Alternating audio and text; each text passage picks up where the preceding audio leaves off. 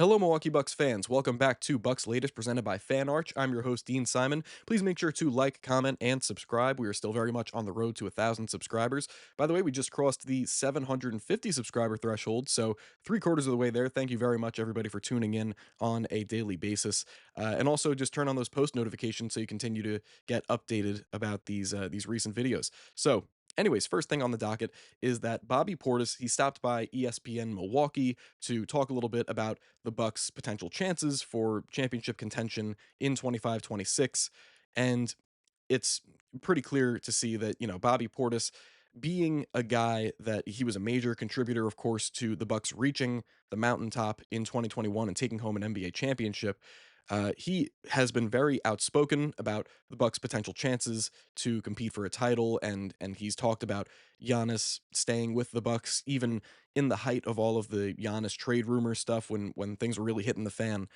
Bobby Portis was very, very adamant that Giannis would return, and eventually we've gotten to this point in the offseason where it's all but confirmed that Giannis won't be requesting a trade and that he'll be going into this next season, with solely focused on winning another title as a member of the Bucks wearing a Milwaukee Bucks jersey. So Bobby Portis stopped by ESPN Milwaukee to talk about his thoughts, talk about the Bucks' chances of competing, and he said, and I quote, "I mean, what's wrong with our team? Why can't we do it this year? The only thing wrong with us is people being hurt." And then he would go on to mention previous series, Giannis being out for, he would sustain an injury in the regular season and then miss the entirety of the playoffs, or he would miss key games in the playoffs. Same thing with Damian Lillard, especially over the past two seasons. So I love Bobby Portis's enthusiasm because truly, with how the Bucks entered this past offseason, it wasn't necessarily a guarantee that they would remain in a position to possibly make a deep postseason run. And, even though it's going to be a weaker Eastern Conference, a more wide open Eastern Conference, uh, it the path towards remaining a competitive team wasn't necessarily there. With Damian Lillard, you were staring at Damian Lillard missing the entire 25-26 season. Obviously, he gets waived and stretched, and this was still in the midst of the height of the Giannis Antetokounmpo trade rumors and this ongoing saga. And even at that time, Bobby Portis was extremely positive. He was remaining adamant that Giannis would eventually return to the Bucks. And again, this was at the height of the Giannis trade rumor stuff when things were really, really unpredictable. But he remained adamant that Giannis would return. Eventually he did. So now the Bucks can enter 25-26 believing that they can at least potentially make a conference finals run if things line up perfectly and and the Bucks remain healthy. Bobby Portis's whole point here, of course, is that and he said it himself that the last team standing will be the healthiest team in the league. And we kind of saw that with the Pacers and Thunder. Of course, the Thunder didn't sustain any major injuries throughout the course of their playoff run. Of course, Tyrese Halliburton went down with a torn Achilles in Game 7. So it really could be the healthiest team being the one that's left standing. So Bobby Portis realizes this, and he realizes that Giannis is still smack dab in the prime of his career. He'll be a top three MVP finalist again, as he's been a consensus MVP finalist for the past 3-4 years now.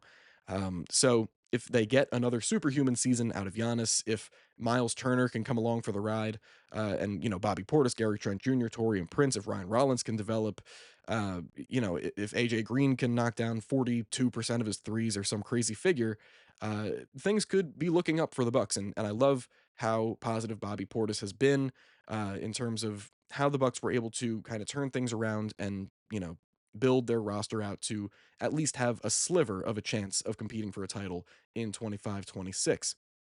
Speaking of roster construction, there was a pretty big update that came out regarding the New York Knicks, regarding Karl Anthony Towns, five-time All-Star, three-time All-NBA team selection, 2015 Rookie of the Year, first overall pick in the 2015 NBA draft. We know who Karl Anthony Towns is, and he is a borderline superstar talent. And there was an interesting little situation with the Knicks front office and how they were dealing with their financial situation because they just recently extended Mikal Bridges on a 4-year, I believe $150 million extension. They're still paying Jalen Brunson on what is now basically an underpay, paying Josh Hart, paying OG Anunoby, even paying Mitchell Robinson about $12 million a year. So their financial situation is gonna come to a head at some point. And the Knicks technically are able to offer Carl Anthony Towns an extension because I think he has like 2 years left on his deal, and after that point, he would be eligible to receive an extension. But the Knicks have basically come out, and this is according to numerous sources, that they will not be offering Carl Anthony Towns an extension in the coming months, in the coming year, because they want to keep their options open with regard to trades and roster construction and team building. And it's a very, very interesting scenario here because one of the names that we've heard the most, at least when the Giannis trade rumor stuff was really popping off, was they can swap Carl Anthony Towns and Giannis because their salaries are pretty close. And that would be like the main thing. It would be Carl Anthony Towns and one of their rookies like Pacom Dadier or Tyler Kolek or someone like that, or Deuce McBride, someone on a smaller salary in exchange for Giannis. And I'm not saying that this idea of a Giannis Carl Anthony Towns swap has, that there's any credibility towards it or that it's going to happen at any point. But it seems as though the Knicks are keeping their options open for a reason, as many other teams in the league are. We see what the Golden State Warriors have done, and I know that this all isn't because of Giannis, but like the Jonathan Kuminga situation extending to a point where it has been, and them kind of not signing these certain guys yet. I know that those things are held up by the Kuminga deal or the non-deal to this point, but teams like the Warriors, teams like, I don't know, the Lakers going forward in the future, they're going to be holding out hope that Giannis Antetokounmpo will become available for trade or as a free agent at some point. And teams like the Knicks, of course, they're keeping their options open by not nailing down Carl Anthony Towns to a long-term deal because right now he would be the more attractive asset in trade talks because of his shorter-term deal. And it's just a theory, and it's not like it has any merit towards it necessarily. But the Knicks are not offering Carl Anthony Towns an extension for a reason because they want to be able to trade him. So it's not clear cut whether he'll remain with the team. You would expect that he would after the sensational season that he just had and them going to the Eastern Conference Finals for the first time in 25 years, but the option is there to trade Carl Anthony Towns if they don't offer him an extension. And the one guy that they could possibly be doing this for is Giannis. Because again, those salaries nearly match up and they would only have to throw in a couple smaller pieces to get the deal across the table.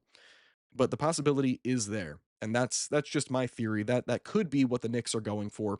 If they get to a point, maybe, and this would of course be a league altering decision, they come to the trade deadline, they figure they need that one more piece to go over the top, and the Bucks, let's say, are 10 games under 500 or something, and they feel like their Giannis era is coming to an end and Giannis requests a trade. That's what they're holding out hope for, in my opinion, because there's only one reason why they wouldn't extend Carl Anthony Towns after the season that he just had, to keep their core of Brunson and Hart and Ananobi and Bridges and Towns together for the long haul. It's holding out hope for a potential Giannis Antetokounmpo deal. So that's just my view on things. But that's it's neither here nor there whether that's the Knicks' actual goal and whether that kind of thing can actually happen. But anyways, moving forward, speaking of some, a little bit of desperation from the Milwaukee Bucks, um, there's been a lot of talking heads and media personalities that have come out and said that the Miles Turner decision, to bring him on and to wave and stretch Damian Lillard or whatever, it was the most desperate move in NBA history, or the most desperate swing decision ever.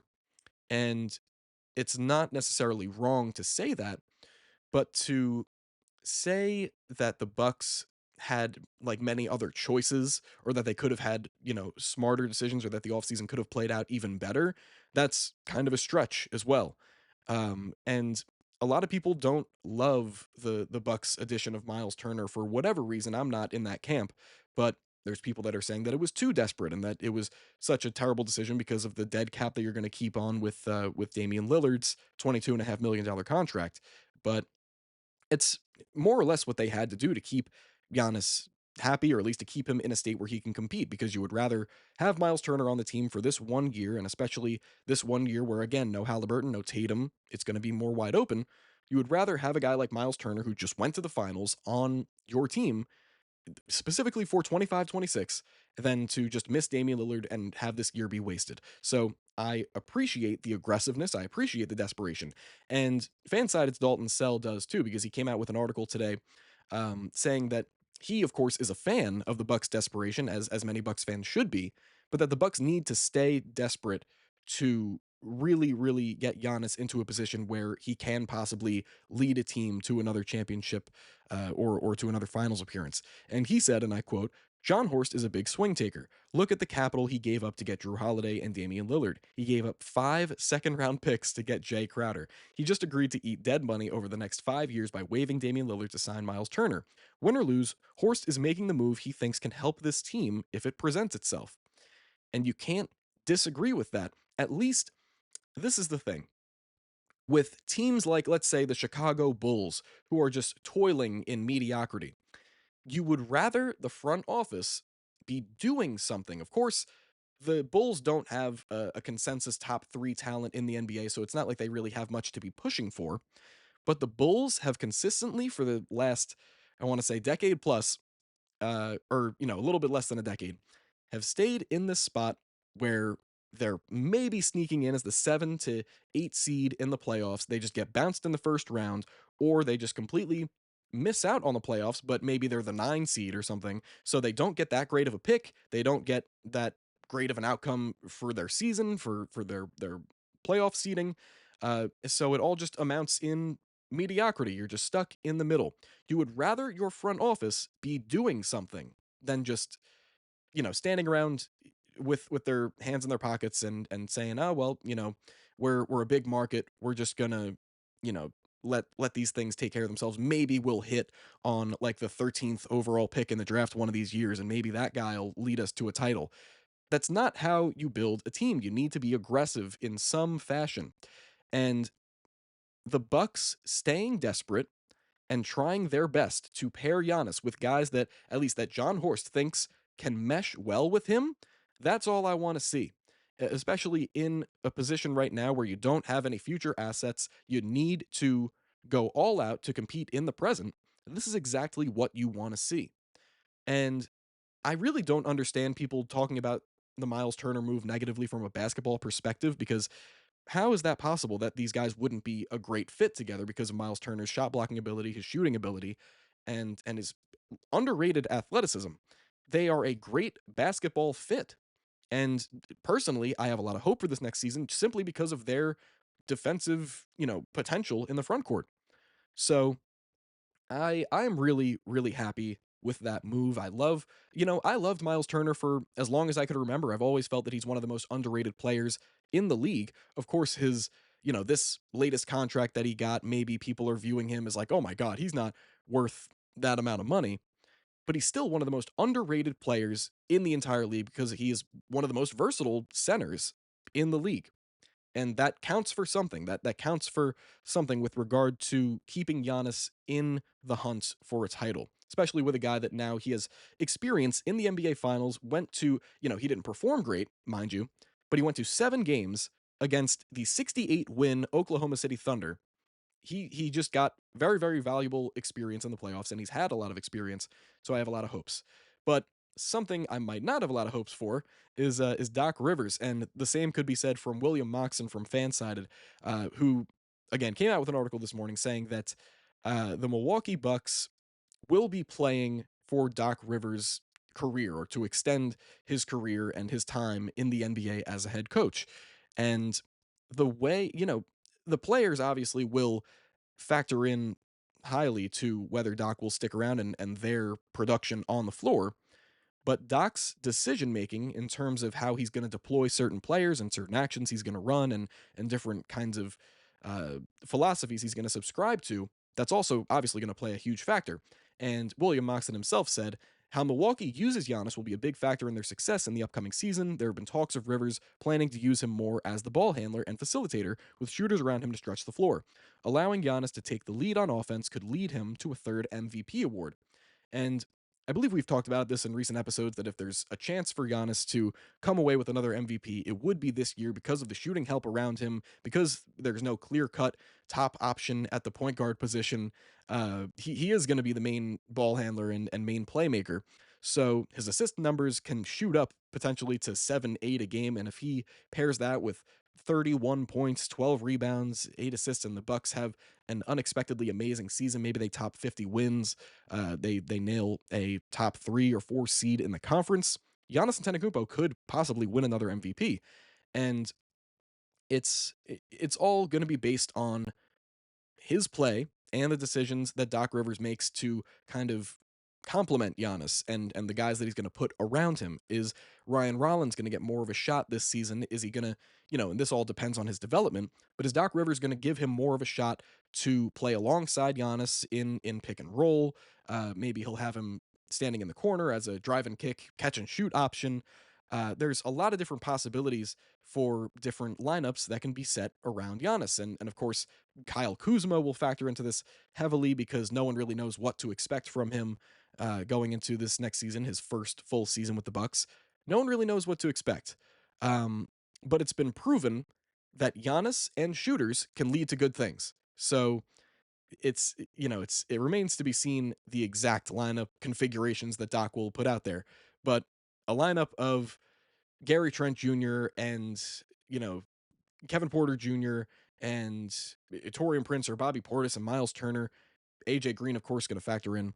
Get shooters around Giannis, have him drive, have him kick, and that's it. I mean, from an outside perspective, many will probably think that Doc Rivers' job is not very complicated, but trust me, it is, because he really needs to stay like with his finger on the pulse of which guys are having recent like hot stretches and guys that he figures could, have more of an impact on a night to night basis, like and of course this is his whole job, figuring out which players will perform better in certain matchups.